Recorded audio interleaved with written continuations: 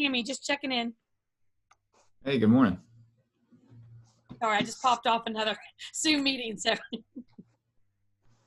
I know we've got 11 o'clock, but we've got several joining, so I would give it a minute before we. Today's kind of like a Monday.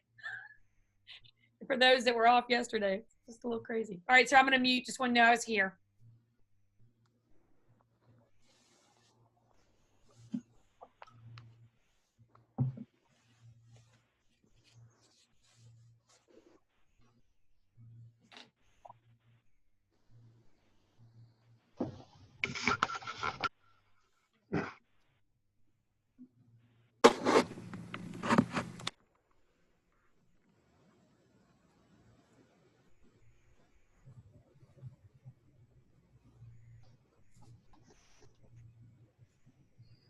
Okay, it looks like everybody who was in the progress of connecting has connected, so we can go ahead and get started. I'm sure we'll have some more join us, but I just want to welcome everybody. Just to remind you, my name is Andrew Davis. I'm Director of Institutional Effectiveness here at Enterprise State, and we've got a short presentation prepared for you, and I'll go ahead and turn it over to Mr. Rogers, our president. Good morning. Can everybody hear me okay? Yes. Mm-hmm. Well, it's good to see and hear from everybody. I tell you, I got excited. It's kind of like waiting on the election results coming. I got excited to see all the boxes coming in of names popping up, and because it just says that much more about, that's that many more people that care about Enterprise State. So I was really getting excited to see all the different boxes and to see the different names and from all the different interest group that we work with. And so thank y'all for taking your time. We'll go through this quickly today. I just want to say, first of all, happy Veterans Day. We have several veterans on the call today from every day's Veterans Day, but special veterans, happy Veterans Day to our veterans on the call. And want to say a special thank you again. I see Wes is on the call, but I go by the nursing home every day or the rehabilitation center, and I think about the hard work and the effort on the part of our first responders and our healthcare workers. And so Wes and the many others that are working in that particular area, we want to thank y'all for that, for what you're doing. Andrew, if you don't mind, I know that PowerPoint sometimes are not the most popular, but there were just a few things that from the last meeting that I wanted to circle back to and highlight. So if you will indulge me just a few minutes, we had a really good meeting on October the 30th with Chancellor Baker. He is visiting every community college during the month of October, November, and he spent just a few minutes with us on Friday the 30th, and we had a good meeting, good conversation. But these are just some things that areas of focus that many of you have mentioned and touched on, and I just want to circle back and reemphasize some of the areas that we're focusing on and working on here at the college. And really it goes back to 5 areas, and that's people, programs, what we're doing in the workforce development area, driving our facilities improvement, as well as most importantly, what we're doing in our community and how all that ties together.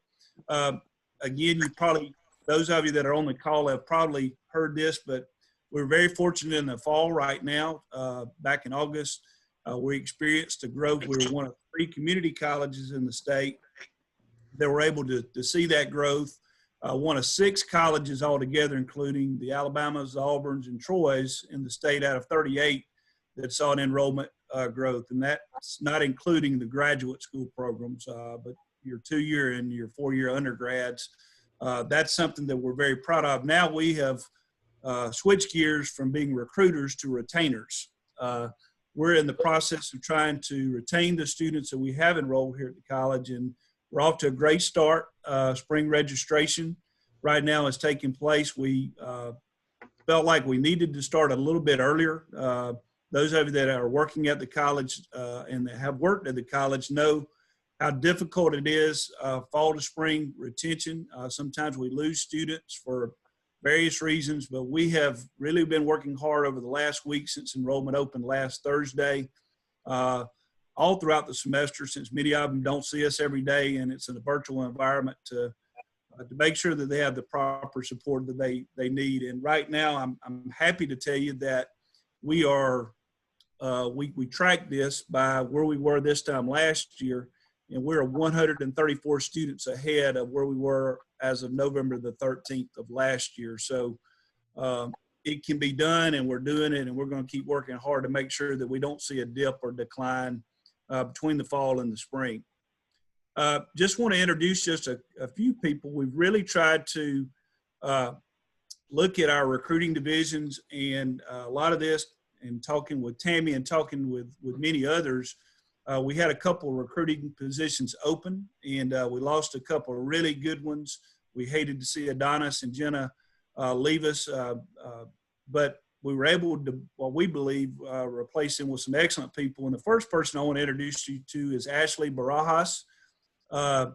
She is actually the spouse of a military person at Fort Rucker, and I don't think we've ever had a recruiter that has been married or been the spouse, and so I'm pretty excited about that. That is an area that we need to improve, and Tammy, I see the thumbs up there.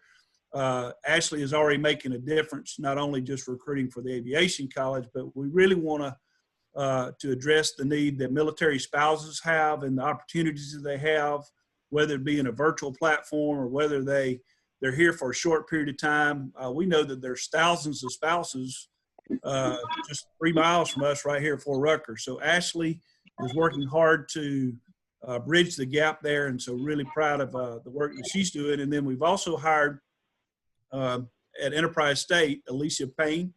Alicia is from Houston County area, Columbia, was the recruiter, or one of the main recruiters for Alabama State last 3 years, and recruited the Wiregrass.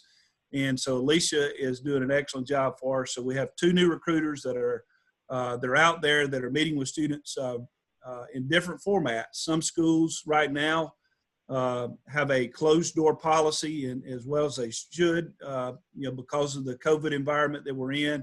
And so we're having to turn to different ways in a virtual platform to meet these students and to show them around Enterprise State through virtual tours. And so we're having to get pretty creative. This is not a normal environment to recruit in by any means. And Emily Baker and Alicia Payne and Ashley, under the direction of Dean Mathis, they're getting it done and doing an excellent job.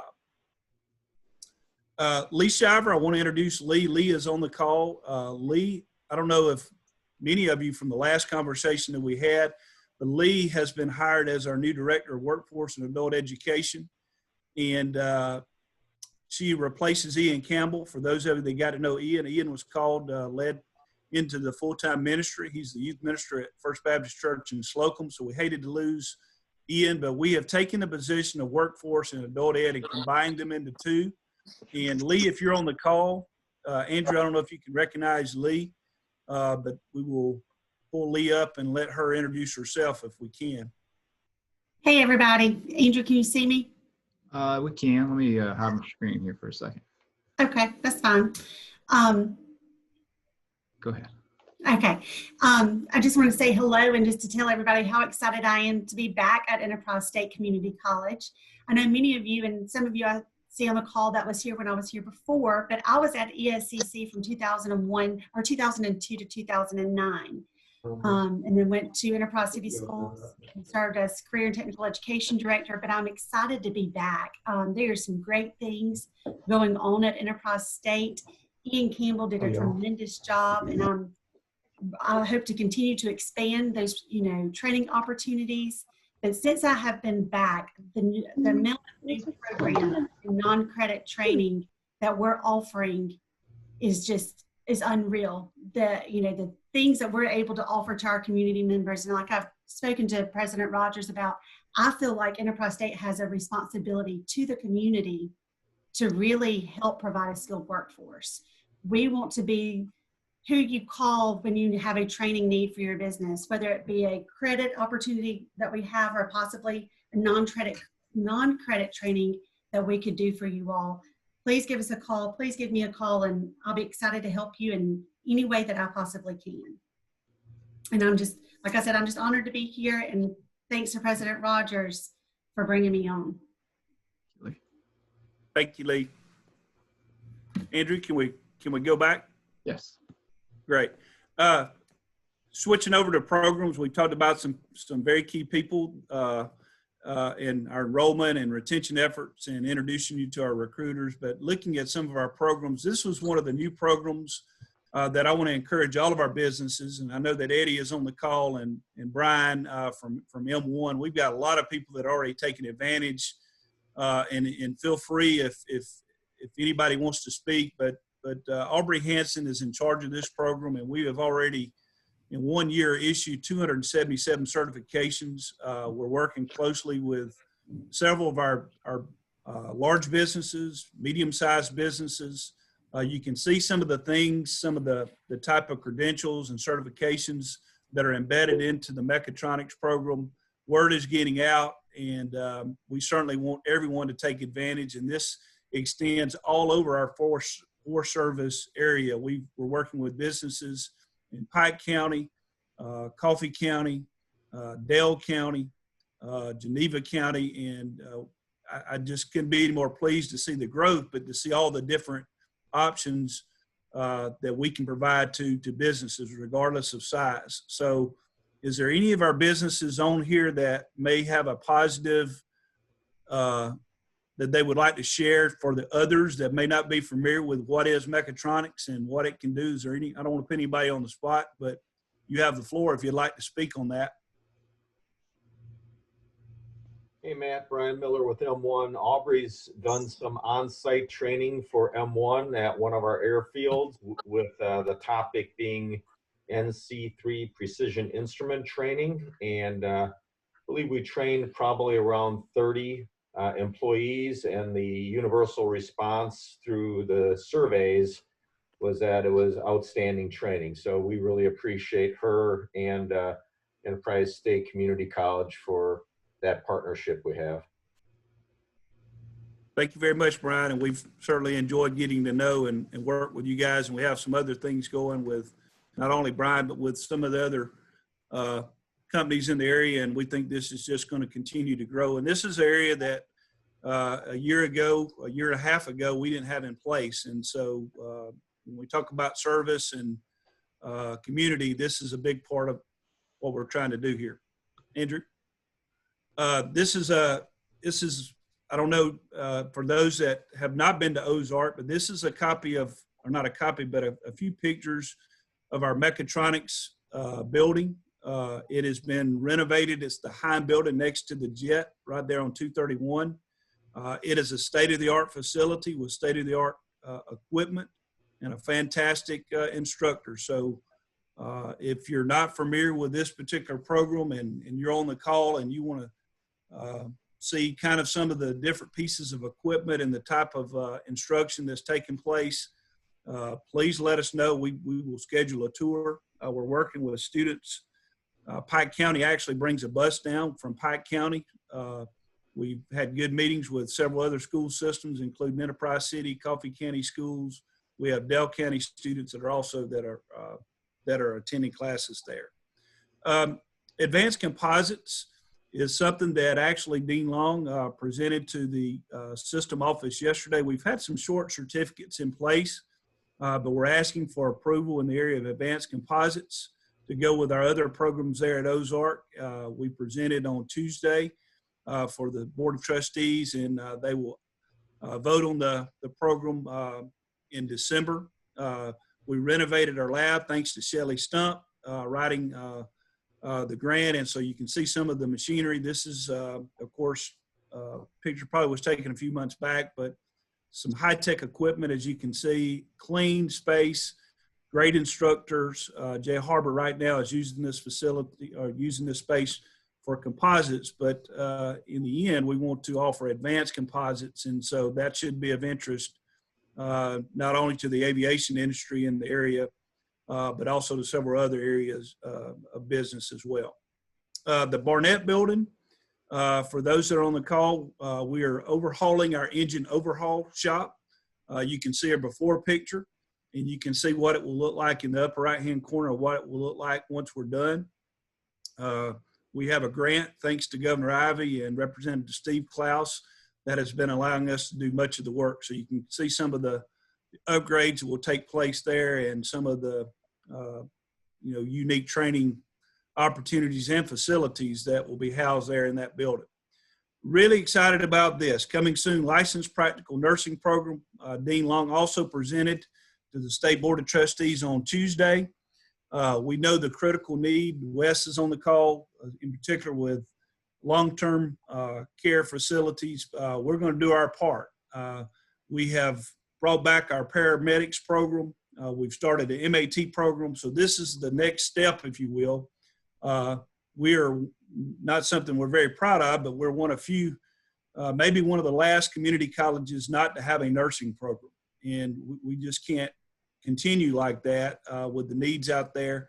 And so this particular program will be unique because it will allow students that graduate with an associate's degree in medical assisting to come back for 2 semesters along with their clinicals and obtain a licensed practical nursing certificate. So what we're trying to do is create a lot of entry points and a lot of off ramp points or exit points, if you will, to these different programs.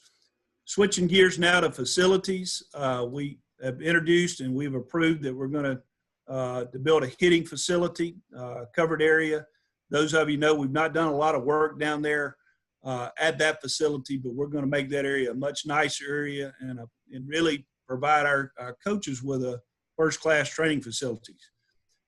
This is a picture of the upgrades and updates in Sessions Hall, which houses our math and science program. We hope to be occupying this building again in January, but you can see the new lecture hall, renovated lecture hall, new entrance. The big picture there is going to be a student space area, new offices for our instructors. So everything on the inside is going to be new, including the mechanical and electrical. If you've not been to our campus lately, we've renovated also our courtyard. We now have, it was always a beautiful area, but now we have a grass sprinkler system. We have a paved student area. It looks great. We're very pleased with how it turned out. Dr. Johnson, I know that you've been back, but I had to put these in here because I was hoping you'd be on the call today. But Dr. Thomas has a fantastic area to train students in. You can see some of the upgrades with our black box theater and some of the art on display there. And we're hoping, obviously, to continue to grow, not only from a program standpoint, from a facility standpoint, fine arts. Switching gears to Ozark, this is our new LRC, Learning Resource Center. No improvements probably had taken place in there, and so we have taken that area and kind of gutted it and have new carpet, new paint, and you can see it cleaned up and shined up very nicely. Tying all this in together, and I'll close this out, we have a community scholarship. I don't know if you've seen this in the paper, but we realize that we have an obligation to the community in many different ways, and times are difficult right now, so we're offering what we're referring to as the Enterprise State Community Scholarship. So it's basically, if you sign up for 6 hours, we're going to give you 6 additional hours for free. It is a last dollar scholarship, so we ask that anyone interested apply. We have the site, visit escc.edu/community scholarship, and we will help them fill out FAFSA, complete all the financial aid paperwork, see if they qualify. There may be WIOA dollars, there may be veteran benefits. We'll go through the process. We've already had a good response, but for our businesses, if you have someone that you would like to send back, Leah is going to be working with you in the next few weeks to try to get the word out. If you have workers that have been laid off or their job has been abolished or things have happened because of COVID, hours have been cut back, this could be a great way to try to help that person while they may have some time to be able to come back, either get started again or get started for the very first time. So we're really excited about that. That is for the spring semester, and the deadline to apply is December the 10th. So if you know of someone interested, please let us know. With that, I'll kind of end my portion, Andrew, and turn it back to you. And if anybody has any questions about anything I covered, I'm sorry if I've talked quick, but we certainly, our whole mission is to hear from you and continue to gain knowledge and feedback from you. So if there's any questions, I'll be happy to answer them. Otherwise, Andrew, I'll turn it back to you. Thank you, and please interrupt me if you have a question, but I'll keep going. And I want to step in and kind of give an update. You know, President Rogers has provided an update on all the other work that has continued since we first talked several months ago. We told you then that we think we're already on a good path, and a lot has changed and a lot has improved over the last few years.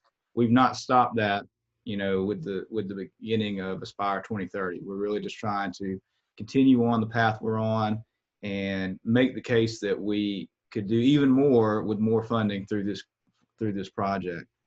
And so, you know, we did have a visit from the chancellor. We also got some directions that the deadline was going to be extended for us to turn in phase 1 to December 11th. And we're very pleased about that because it gives us more time, obviously, to hear from you, to do a deeper dive into what we do now and get supporting documentation and data to make the case that, you know, what we're doing is working and what we could do with more money. And so, you know, the status of that is we've met with all the focus groups at this point. Thank you for all of you who are on this call have been on, you know, several of those, or at least one. We thank you for your time, and I'll just go through real quick some of the big takeaways we've gotten so far. I won't go into a ton of detail, but, you know, we've had internally, I wouldn't even estimate the number of hours that we have spent thinking about Aspire, meeting, writing, reviewing, editing, what has turned into a very long document at this point.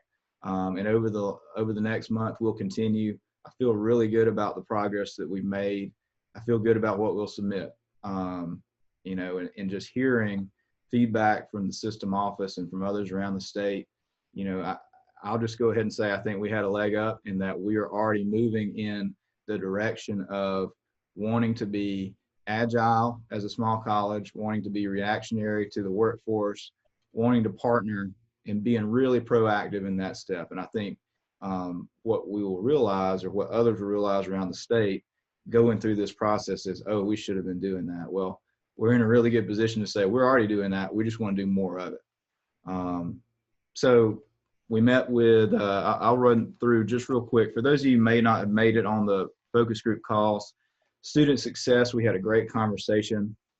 And really the takeaways for me were, you know, Enterprise State has to find a way to recreate large school services on a smaller scale. So we don't have, you know, I see Dr. Schmidt, we had a lot of good discussion about things that are done at Troy with more resources.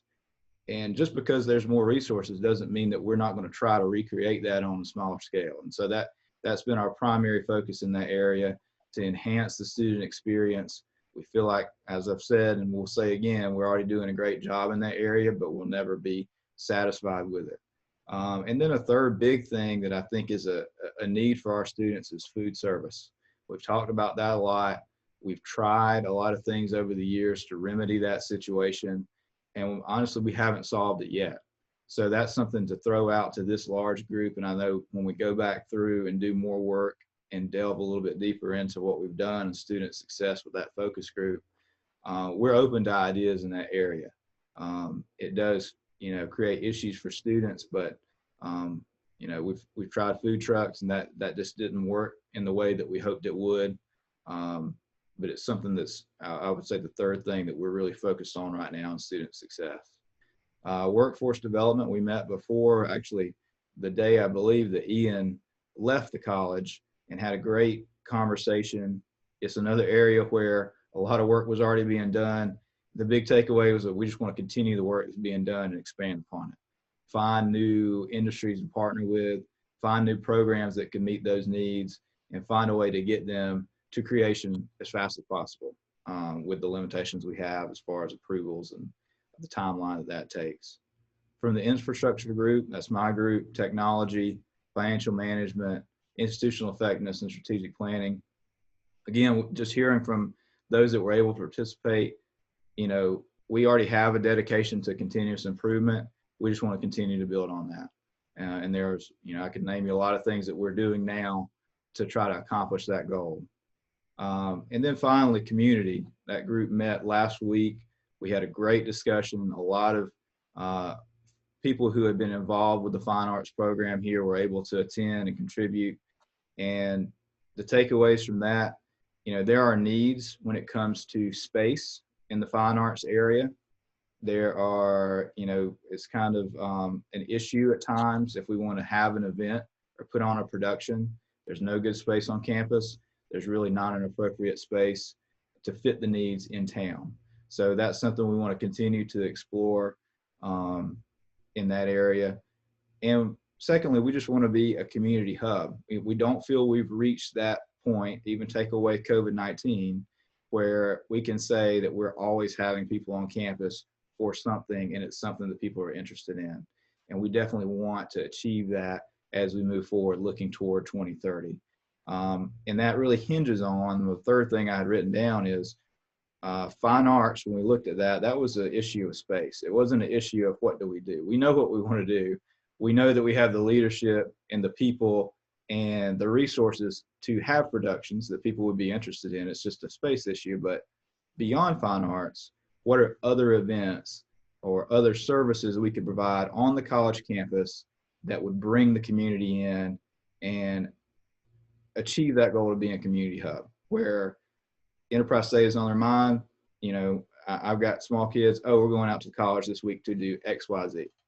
And that's a piece that we haven't solved yet either. And, we've looked at other colleges around the state who we feel are doing well in that regard, taking out COVID-19. And those are things that we kind of left it at the end of that community focus group meeting of, that was our next step, is how do we start to explore, come up with some ideas on how we could tie this into Aspire 2030, and with additional funding, we could do X, Y, Z, because that's where, that's essentially the question. What are you doing now in a lot of areas? Are you doing it well if you analyze yourself? And then finally, if we give you more resources, what would you do with them? So that really ultimately will be our big question to answer, not just in this area, but in every area. That's really all I had, just a summary. I feel really good about it in general, and with this Aspire 2030 project, I think we're on the right path, and I'll be happy to answer any questions. As a large group, we wanted to get back together before we started the holiday season. I know it had been a few months. When we kicked this off, we were on under the impression that our time frame was really going to be churning through these meetings and trying to get this pulled together as soon as possible. With the extension now and some clarification about what this process will look like from the system office, we haven't had to do that. So we've been able to space it out. I told you, I think in the first meeting, that my promise to you was that we would not take too much of your time, and at the time we did ask to take, that we'd be very efficient of how we spent it. And that's why we're having this meeting, to just provide one big update in less than an hour and let you know that we will turn our first portion in December. And then at that point, we will hear some feedback early spring from the Chancellor and the Board of Trustees. And that will probably kick off, depending on what we get back, and that's something that we just don't know right now. We will probably kick off a second round of, well, here are the questions that were asked. How will we spend X amount of dollars? What will we want to address out of the needs that we've identified so far? So still very excited about it. Excited to talk to you all today, and I'll wrap up my portion. And if you have any questions for me or Mr. Rogers, we'd be happy to take them.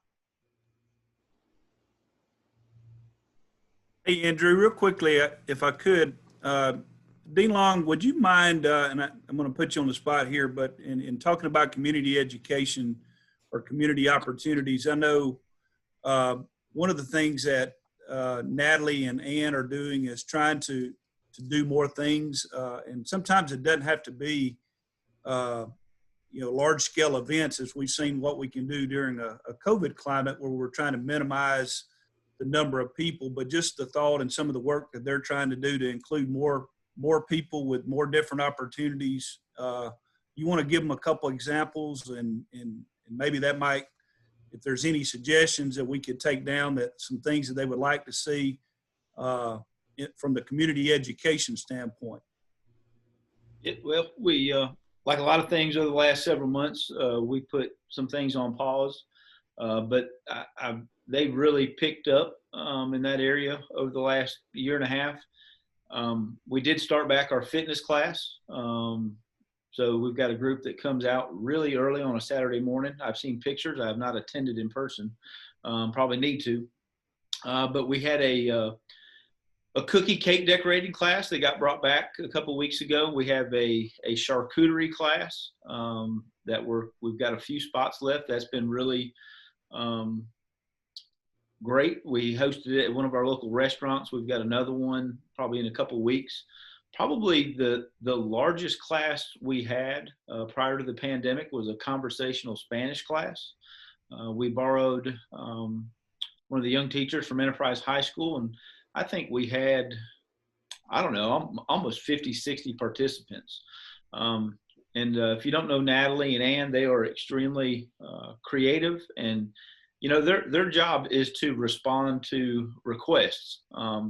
You know, we can sit around a table and sit around a Zoom call and think about ideas that we think you would want, but ultimately their job is to provide opportunities that you might be interested in.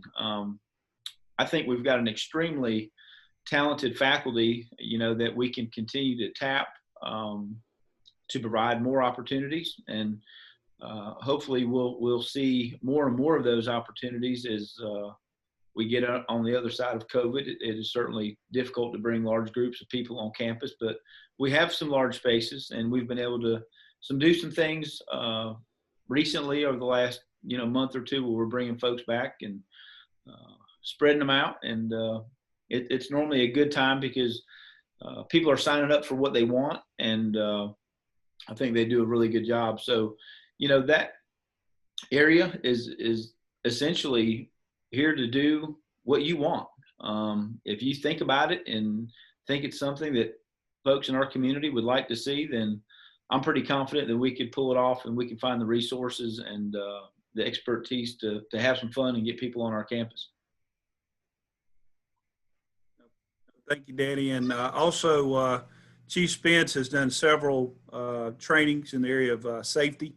We had several, in fact, we had so many we had to do. This was pre-COVID, right beginning of the year. Had several churches attend for, just the safety aspect and, things to do, areas to look at, prevention methods in that area. And Chief has been and has done that with our self-defense courses with our students, but also with our community. You know, if they don't get it from us, there's a lot of, in most cases, they may not get some of the type of training that we're talking about. We're working, and Tammy's probably familiar with this, with the city. I know this is something that was discussed since the last meeting, but our board has approved allowing me to work with the city of Enterprise to look at the possibility of usage of land next to our ball fields for some recreational usage. So we're working with the city, and we hope to be able to come to an agreement that would provide some additional recreational opportunities right next to PV Park there that butts up to our property, and feel really good about that. Getting, as you mentioned, getting more people on our campus, being a community hub is another area. Through athletics, fine arts, as we've mentioned, we know that there's a need and there's a want, and those are areas that we're working on as well.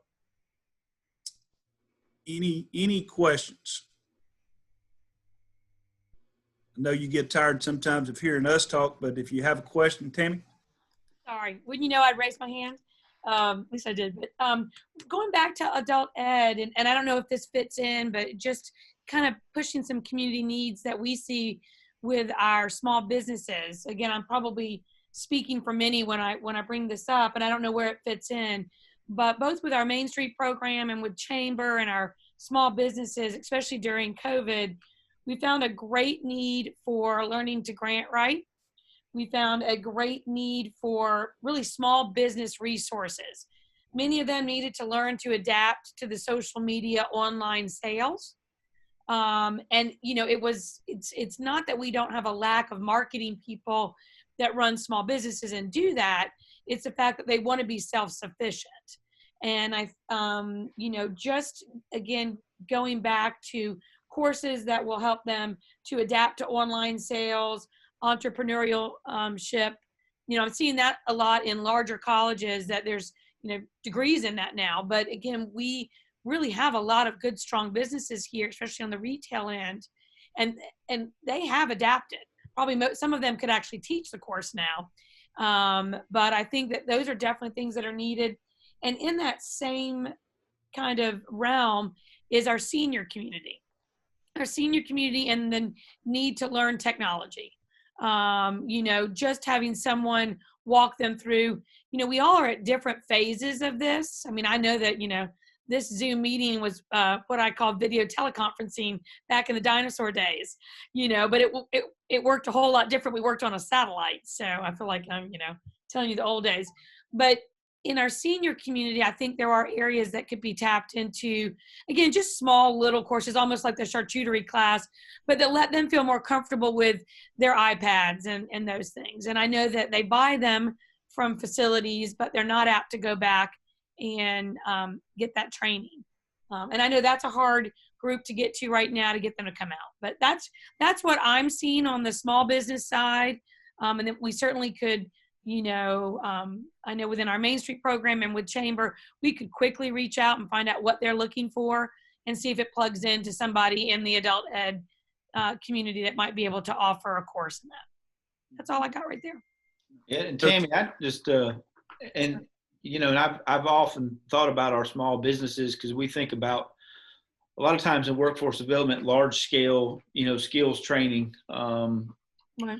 But we have experts on our campus in management and marketing and right. the Microsoft applications, QuickBooks, accounting, you know, where we could, you know, pull in, you know, 3 or 4 and do small bursts.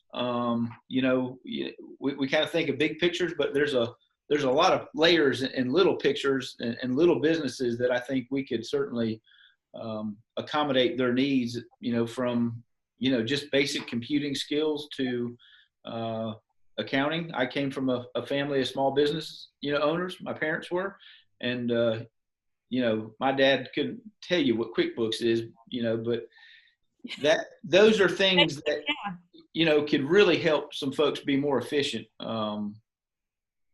in our community. Absolutely. And we see the need for it, and then we try to kind of plug the holes, whether we sit down and teach them ourselves one-on-one. But even then, it's just a matter of, you know, sometimes you feel bad about asking someone to help you, or you're like, oh, how much is this going to cost? But if we can get back to having some of those, and like I said, I think it'd be a great partnership in so many ways between and I think, again, going back to the fact that, well, where do you get that training? Well, we've got a community college here.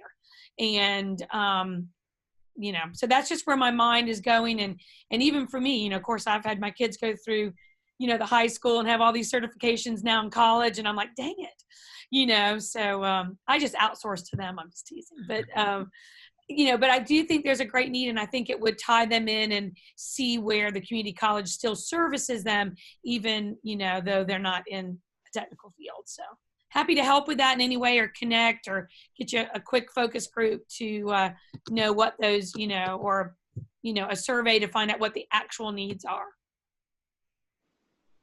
Tammy, we can, yeah, Tammy, that's what I was going to suggest, maybe a survey, and then Okay. Ann and Natalie and maybe Lee could set something up with you. And once you get the results back, kind of let them, and then we could take the areas. And Danny mentioned we've got experts in, I see Lee Scarborough here on a call. Mm-hmm. From a technical standpoint. Dr. Schmidt's son, Stephen, is our marketing PR director, and we have 2 people that could really, I think, help our small businesses from a marketing and how to use social media, and some tips that we're not talking about several months of training, but some very helpful tips, maybe in a couple of sessions that we could arrange very quickly. So. Yeah, and I think we've got people out there with different levels. You know, I think when I just first started with the city and worked with our downtown, I realized we range from everybody who needs, you know, 101, and some are, you know, in the master's degree, doctorate level. They just want to, you know, pop that skill up. But so that's the hard part. There's not going to be one perfect, but if there's levels. But again, just if we could quickly just, you know, get a survey out to kind of see what their their needs are, then you can kind of fine tune it and make it little short things. Because again, they're not a community that has a lot of hours to sit in a classroom. You know, they kind of want to come and get what they want to get. So I think a survey would help. Thanks for listening, guys. I like that idea of the survey, definitely. And having been a part of some of those trainings that were offered, either I was a participant or I actually just volunteered. I was very interested in it, and I wanted to volunteer and help out with that. Technology was one of those trainings, and I actually took my mom in there. Not that I needed it, but I wanted to go for support for her. She wasn't going alone. And then from there, we got like a neighbor to go, a neighbor who doesn't venture out. And they were so excited about what they did receive from that training. They wanted more. They were like, oh my goodness, didn't even know I could do all this stuff. Very fancy technology. They had the latest iPhones, but really didn't know what to do on it other than make a phone call, try and text. But, you know, I think that's very important. And they will tell you, I want a follow-up course on this, or I might need a little more assistance just in this area. And I think getting that feedback so that we can give those community members what they need. No, that's perfect. And, you know, that made me even just think, and again, our senior center with the city is closed right now. They are definitely doing meals and stuff, but they're not gathering. But as we open the doors, or, you know, again, there's those different factions of the community that I think we really could surface. Can't even talk today. That's what you get when you take the hump day off. You can't talk. But, you know, again, not everything at once. But again, taking small pieces, and Lupita, you're right. For many of these things, especially even with our business community, sometimes we have to take it to them. Well, I can't fit that in. I've got this. I'm overwhelmed. And if we can find a way in which to say, look, we're setting this up.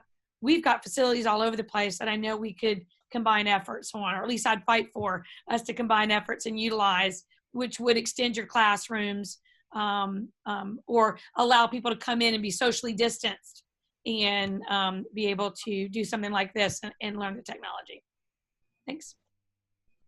Tammy, thank you, Lupita. Good ideas, and we're writing all this down. So, Tammy, we will get with you for your assistance as we move forward with that.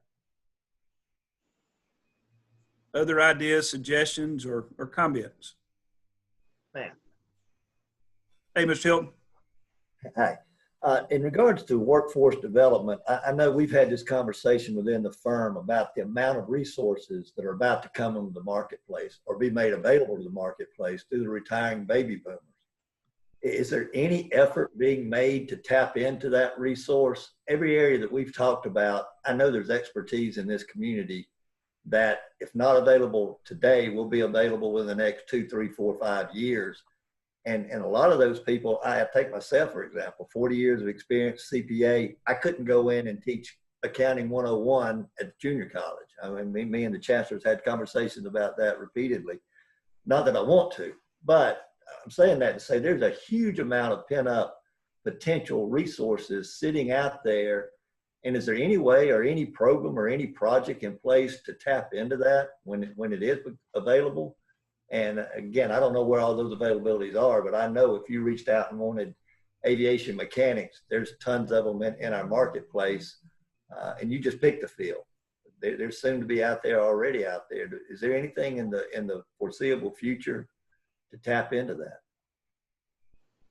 Danny, I see you reaching to your mute button. I'll let you, from a program standpoint, you want to address that? Yeah. Can you rephrase that question for me? I'm sorry. I was just asking, is there a program in place or a project in place to tap into all the available baby boomer resources that are about to become available or already available in virtually every area that we've discussed this morning?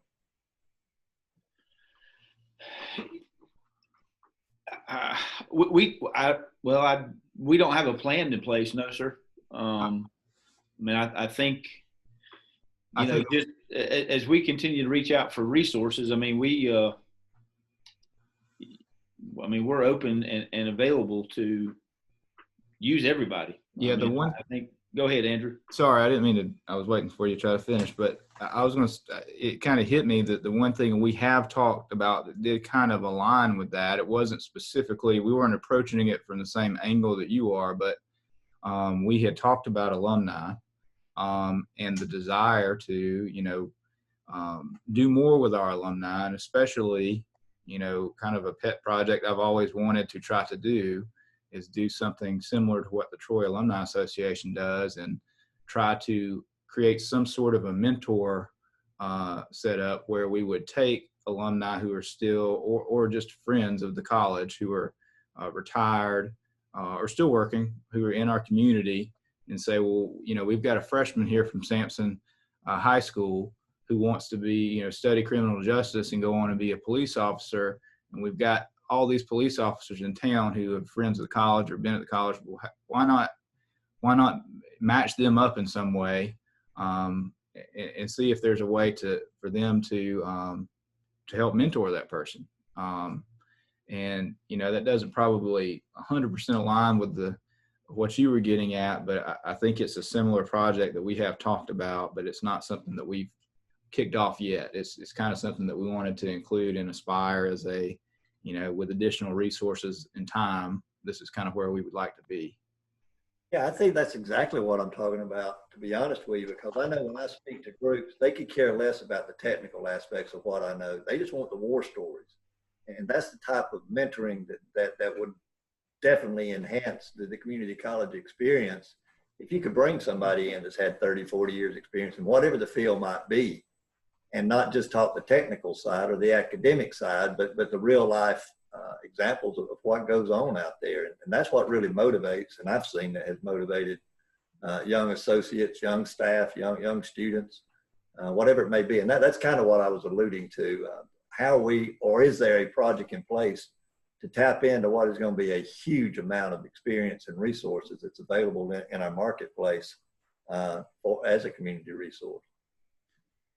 And I'll say this, Mr. Hilden, from a business model standpoint, and even on this call, we've got, I'll use Debbie McCullough. Debbie actually is a retiree. Debbie retired, was here with us. Enterprise State, went to Wallace. She retired, but when Debbie retired, she took with her years and years of knowledge, in particular, SACS knowledge, our accredited body. And so we were able to get Debbie to come back, and Debbie, I want you to stay for a long time now, so don't be thinking about going back home. But Andrew will testify to this.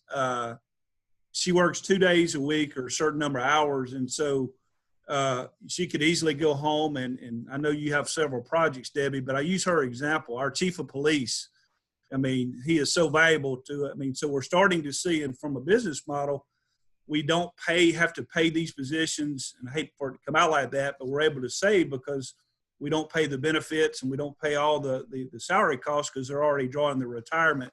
So we're not losing. We're able to hang on to some of our great people, and it continues to provide the service. On the aviation side, Brian will tell you that many retire from M1 or from some of the other companies, and they'll come and teach for us.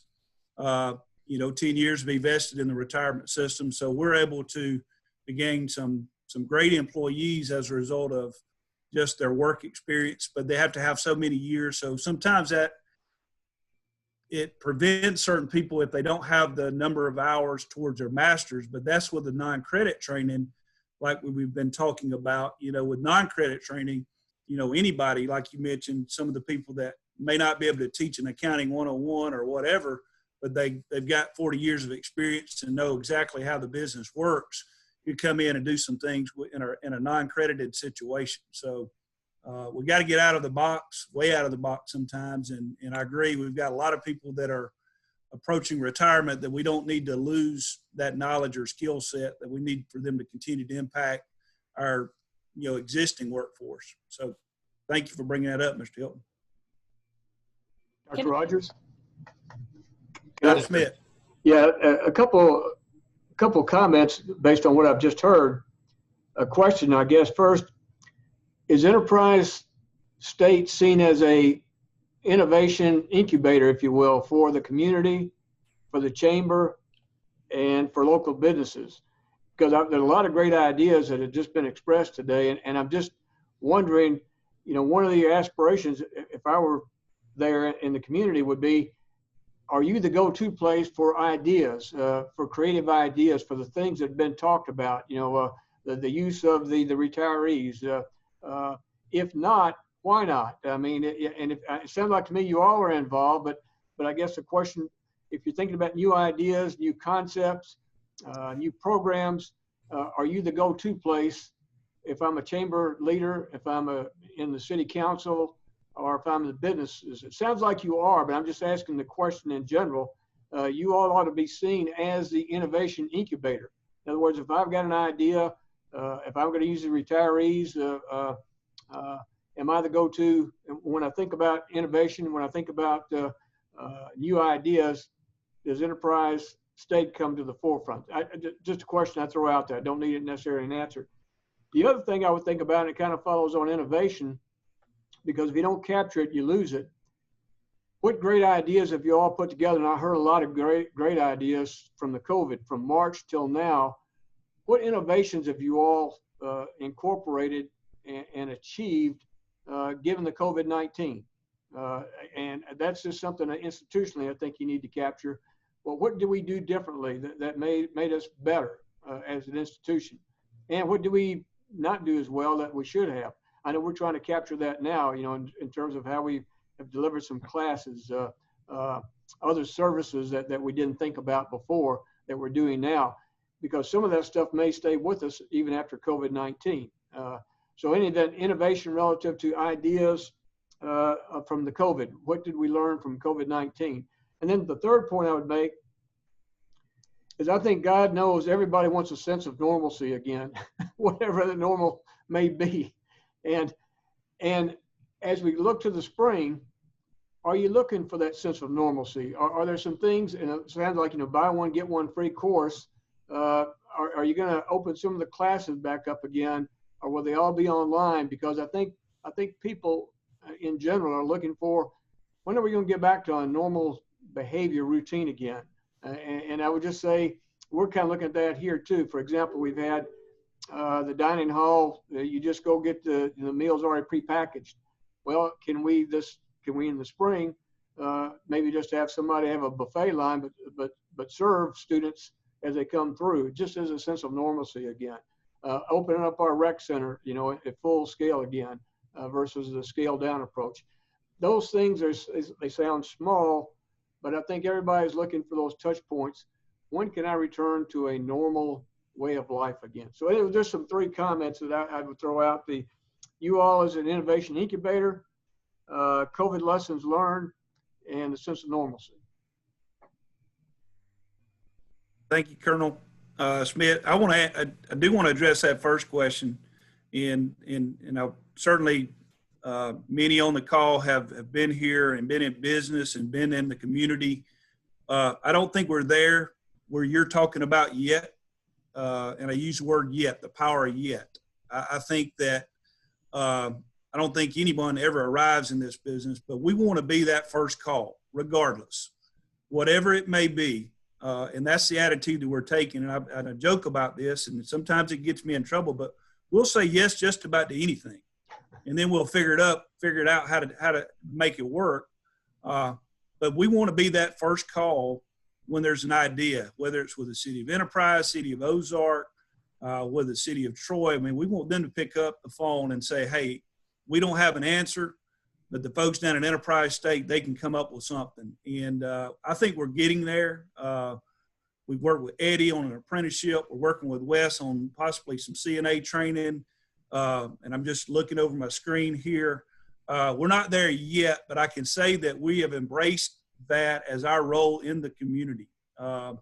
If we don't, then our opportunities are going to be, not what they can be, and we're not going to be as relevant in our communities if we don't. There's no job too small, and there's no job too big for Enterprise State or the Aviation College. And if we can't provide that kind of training, then it's our job to put people in touch with the right people. We may not have that program. We have the Alabama Technology Network, in speaking in terms, and Brian is very familiar with ATN, and Eddie probably is as well. I'm just looking in years past, that call may have ended up saying, hey, we don't do that, or we don't have that program.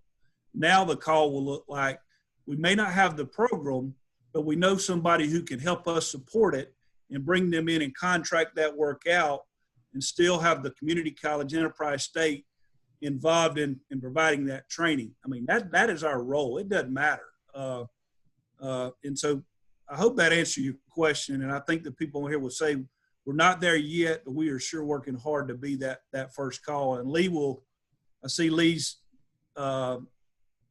name over here. Lee, you may want to say something to the fact of how many phone calls are you getting a day in regard to what we can do. And I know Lee's only been here 4 months, seems like 4 months, but 4 weeks. You may can address that. Is your phone ringing? It is ringing, and and it's different type of opportunities. It can be computer skills, it can be leadership training, it can be technical skills. Like President Rogers said, we want to be the call, the first thought. Let us try to help you. And if we don't have that expert here on staff, we will find someone to help us and partner with us to provide that training with you. So absolutely. And it's exciting, like I said, just the opportunities that I have witnessed since October 14th to be able to provide to our community. Thank you, Lee. And I didn't pay her to say that, but my office is across the hallway and she's got a phone to her ear a lot. So, and I know where you've been going to meet. So, yes. Dr. Johnson, did you have? Yes, I just wanted to say something. I know we're nearing the time to close, but I want to confirm that idea. I think it was maybe Mr. Galloway about a mentoring system between retired faculty members or current faculty members, but they're usually awfully busy, I know. But to work with a student, but in a safe environment, in public space or something like that. But I think it's a great idea. And the other thing, I think maybe we could have something like TED Talks, but for ESCC, and bring in experts and record these in a beautiful environment as you have all over the campus, and get that word out there that these are available and they're free, and this is a sample of the kind of excitement and information that you can get at ESCC. Okay. Thank you, Dr. Johnson. The key is being able to get the information that we're talking about and to share the excitement that we have on this call and at this college, is to get it out to the people that need to know that. And Stephen, I know, is on the call from PR and marketing, and we have a budget just like anyone else. And so we try to, but sometimes our best recruiters are you guys, they are. And so what Chancellor Baker, his whole intention of this ASPIRE plan was, he said, we've got 24 colleges all doing the same thing. How powerful is that every time you guys get together, you're talking about Enterprise State, Alabama Aviation College, we're talking about the community college, and hopefully you guys will leave here and be our voices in the community. Hey, did you know they were doing that over there? Or they can do that. We have a limited budget. Stephen will tell you we do very good with certain things, but we can't have enough people out there in the different communities and reaching the different pieces of our community. Stephen, you want to comment on that? Yes, sir. For the past 4 years, we have been working very hard to inform the community of what we're doing, and through social media, press releases, and standard marketing techniques. But no, our number one need and desire is word of mouth. We need the community support. That is our number one sales point, is having that good word of mouth throughout the community. So yes, any suggestions you guys may have that we could do something better. We're definitely always open up the doors for opinions and concerns, or something that we may be able to improve communication wise. But we've been working hard to try to get the word out. Stephen, you want to talk about the virtual tour that you're working on just real quickly? I know we're running up against our time. Yes, sir. One of You know, obviously with not being able to get into every school right now, you know, phone calls aren't enough. You know, we're trying to do virtual environments. So one of the things we're implementing right now is a virtual tour, and it'll actually not just be a standard video tour that some of you may have seen at other colleges, but it'll actually take you through the map of our campus. And when you actually select a building, you're fed either photos or videos, also written content about what's inside that particular building, whether it be a service or a program.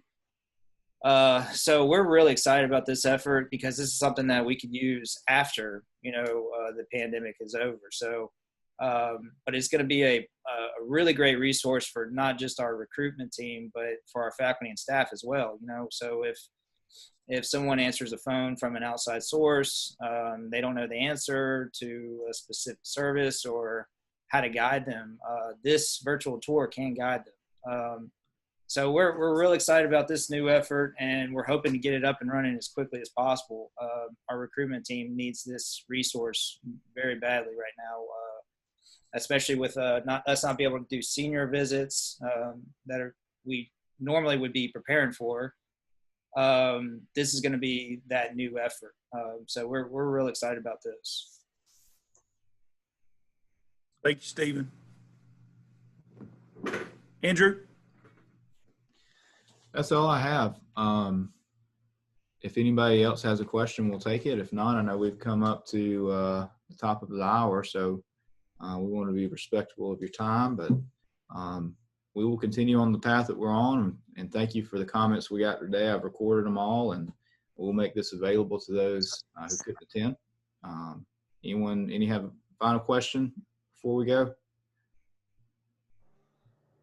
All right, well, thank you, and y'all have a good day and a good holiday season if we don't talk to you before then. Thank you again, and we will talk to you soon. Thanks, everybody.